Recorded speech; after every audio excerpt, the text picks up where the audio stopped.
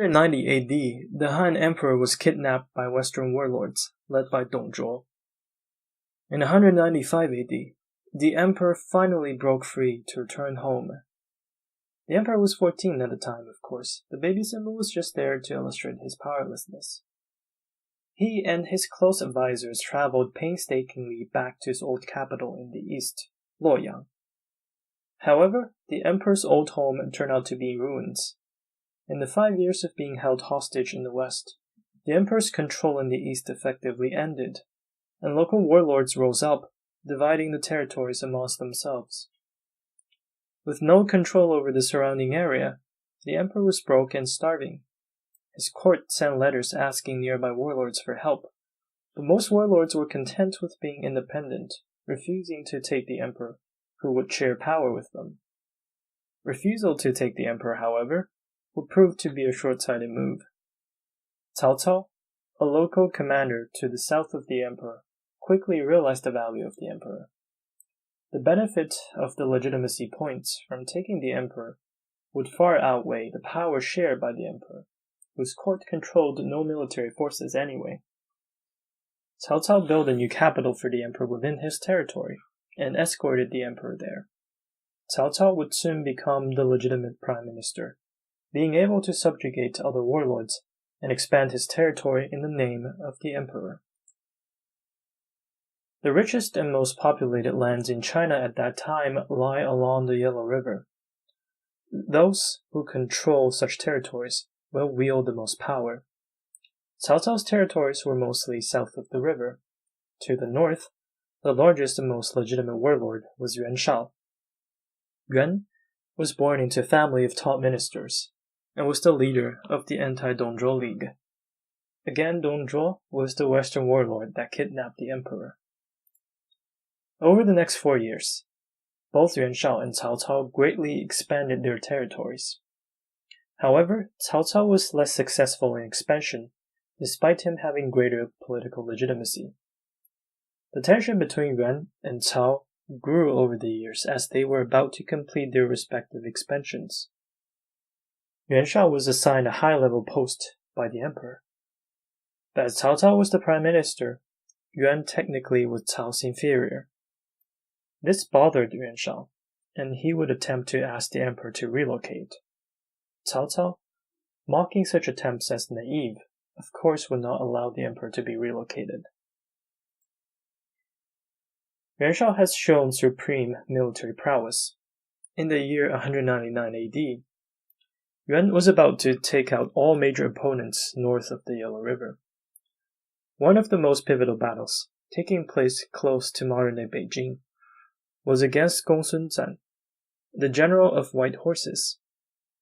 Gongsun's forces were famous for their cavalry, defeating Proto-Mongolic Wuhuan peoples, often with inferior numbers.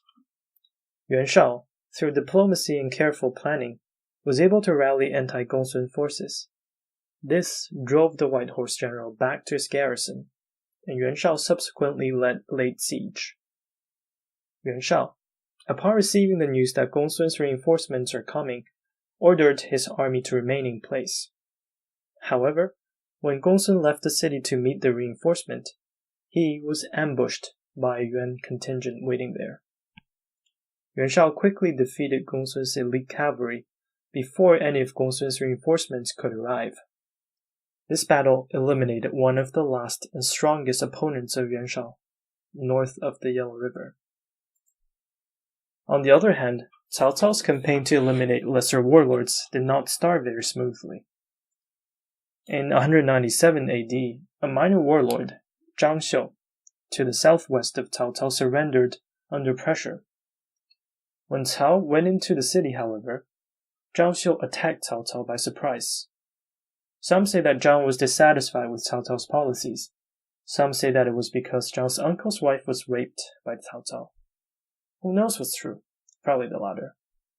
Cao Cao barely managed to escape, and his eldest son died in this incident. The death was to be costly to Cao Cao in the future, due to complications in his succession. Cao Cao's expansion was more successful in the next 2 years. His expansion, however, was still slower compared with Yuan Shao, This was partly due to Cao Cao's overall strategy. At that time, lots of farmland in northern China was abandoned due to political and military upheavals. Landless peasants mostly sought protection from powerful warlords. These peasants were mostly conscripted by warlords or used as slave laborers. This allowed the military capacity of warlords such as Yuan Shao to quickly expand.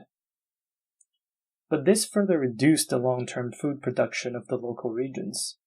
Cao Cao, on the other hand, redistributed land to the landless peasants, and also asked his army to farm the abandoned land in the harvest season. This policy slowed Cao Cao's military expansion, but the food production of his territories gradually recovered from years of instability and turmoil. This would become a major factor in Cao Cao's later success. In the beginning of the year 200 AD, some emperor's close advisors became dissatisfied with Cao Cao's dominance in court matters. They were led by the emperor's father-in-law and a distant noble called Liu Bei. They claimed that they received secret orders from the emperor and planned a coup against Cao Cao. Cao quickly discovered the plot and brutally crushed it. The father-in-law of the emperor was hanged, and Liu Bei, the distant uncle of the emperor, escaped to the southeast and raised an army.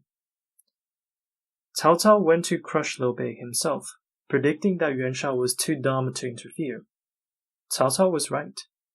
Yuan Shao did not take the emperor while Cao Cao was away. Some records say that this was because Yuan Shao's youngest son was sick, but Cao could not have predicted that. The most likely reason was that Yuan Shao just finished conquering warlords in the north and needed time to consolidate his new territories. Furthermore, as Yuan's focus was the north in the past few years, he probably lacked intelligence about Cao Cao's strength to make a timely attack. However, when Liu Bei was decisively defeated by Cao Cao, he fled north to join with Yuan Shao and provided much-needed information about Cao Cao's strength. Seeing that Cao Cao's military strength was comfortably weaker than his, Yuan now decided to strike. The stage is set. The two largest warlords in northern China will clash.